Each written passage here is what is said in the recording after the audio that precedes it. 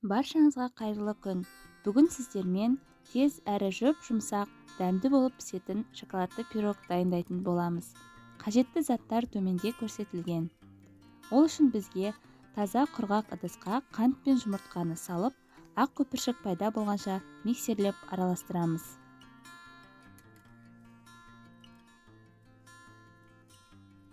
Үстіне сүт, сұйық майды құйып, ұнды електен өткіземіз.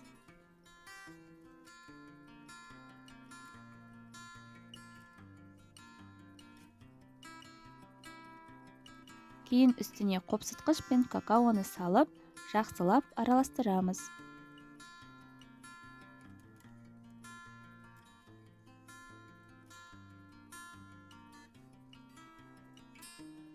Мендегі кекс формасы осындай. Сіздерде болмаса, кәдімгі домалақ диаметрі 22-24 сантиметрлік формаға да пісірсеңіз болады. Форманы мен майламаймын, көріп тұрғандарыңыздай ұн себемін.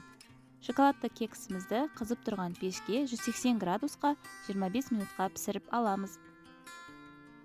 Үстіне қалауыңызша сахарная пудра немесе шоколад ертіп құйсаңыз болады.